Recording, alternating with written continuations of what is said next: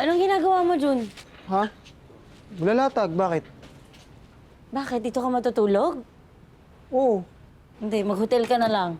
Sayang naman kung mag-hotel pa. Tsaka ilang araw lang naman. Tsaka for sure naman, makakahanap agad ako ng buyer ko. Tigilan mo Ako pa ba? Hindi mo ibibenta tong shop at hindi ka matutulog dito. Ibalik mo na yan. Teka, bakit bawal? Sa pagkakaalam ko, anak din naman ako ni Papa. So may karapatan din ako dito. At isa pa, nung mga bata naman tayo, lagi tayong pinapatulog ni Papa dito. Bata ka pa ba? Tigilan mo ko Ibalik mo yan, di ka matutulog dito. Noon yun, hindi na ngayon. Tulog na ako. Ano ba? Ibalik mo yan Matutulog ako dito.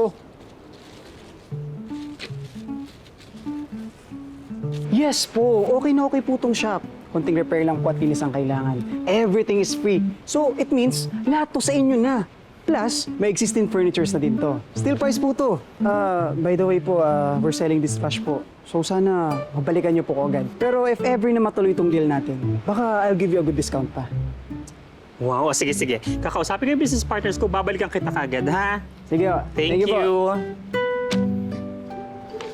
Hello po.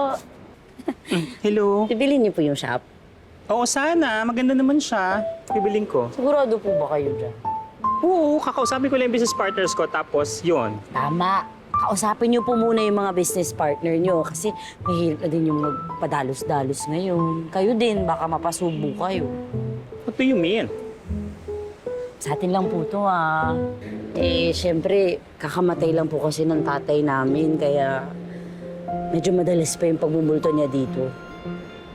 Totoo ba yan?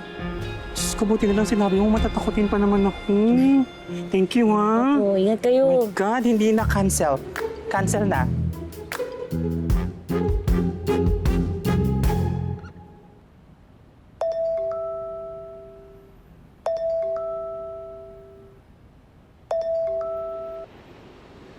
Hello?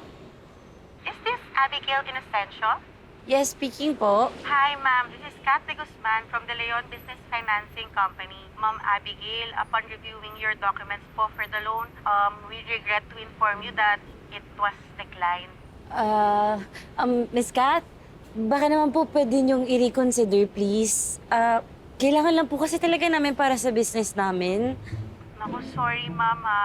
You may apply na lang po next time. Thank you.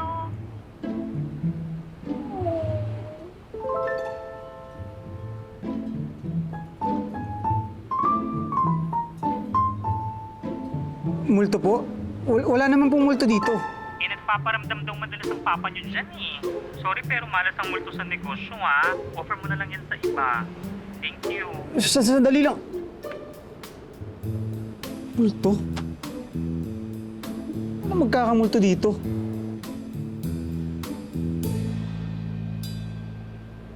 Multo pala.